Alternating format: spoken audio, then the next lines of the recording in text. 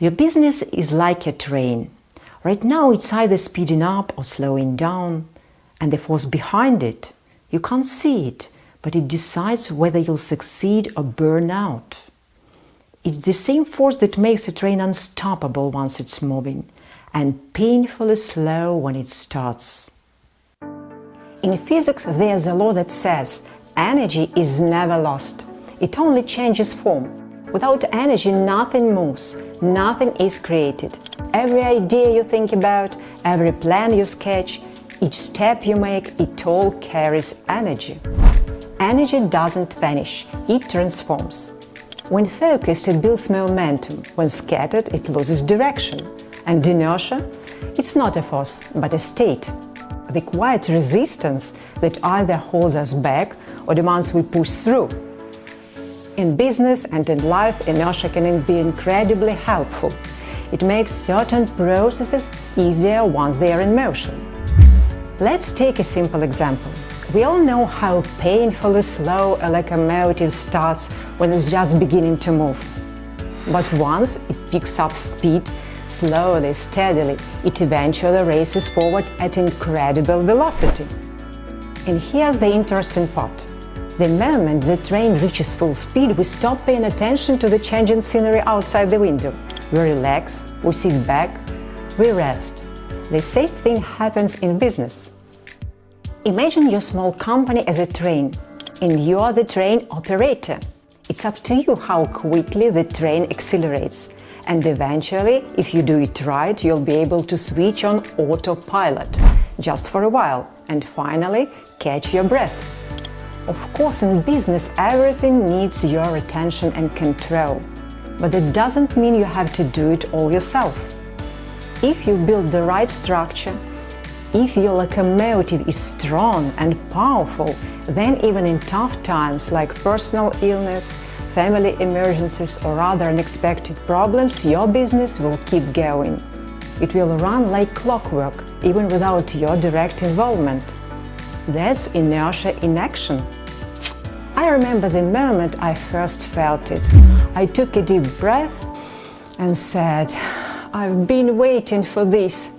After months, maybe years of non-stop work managing sales, training staff, holding meetings and overseeing every product purchase, it finally happened. The energy I'd invested started flowing in the right direction, and my train began to move on its own. Inertia in business is incredibly powerful. It can be both positive and negative. Let me give you a real example. During COVID, when shopping malls shut down and retail was frozen, we were seriously worried. How could we keep our team if everyone had to work from home? How could we make sales if our consultants couldn't talk to customers in store? The only platform left was online sales. But then something amazing happened. The inertia of our past actions kicked in. All those potential clients who had visited our stores, spoken to our consultants, and got detailed product advice, but hadn't bought anything yet, they came back. Everyone was stuck at home craving little joys. Dopamine from online shopping, tasty food, or finally buying what they'd been thinking about for months. They couldn't go out to shop, but they still wanted to treat themselves. And that's when our past efforts kicked in.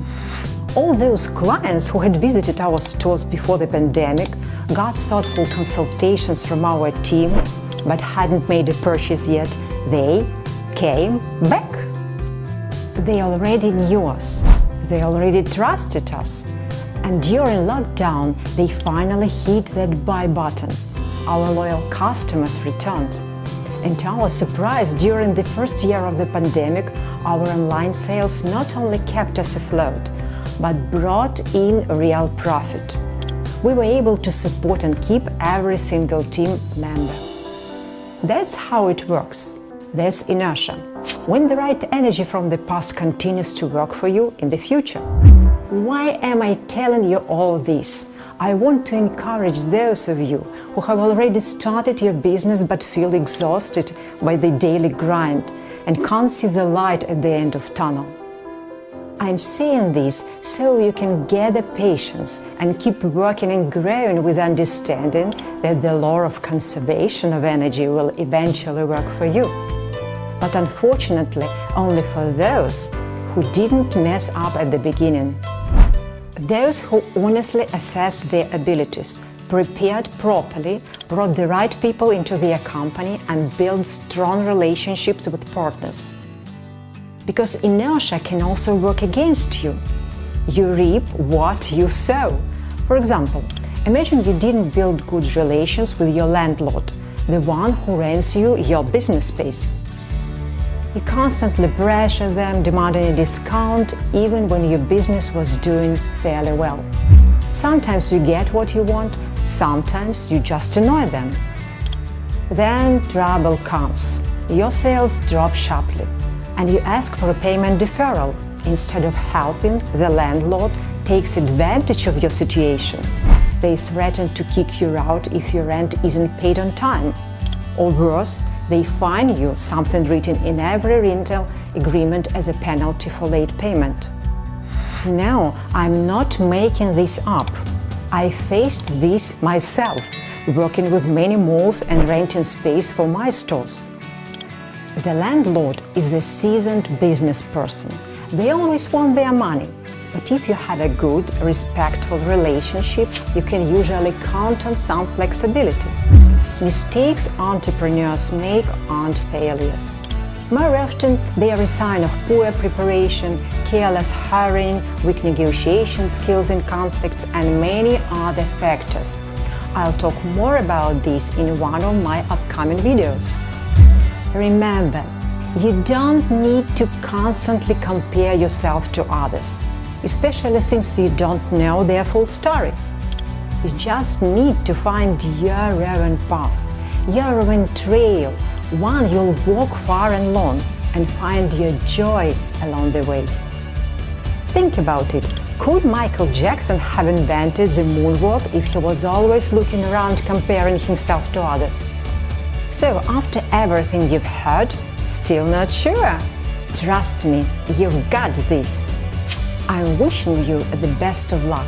If you enjoyed this video, please hit that like button. And don't forget to subscribe. There's so much more amazing content coming your way.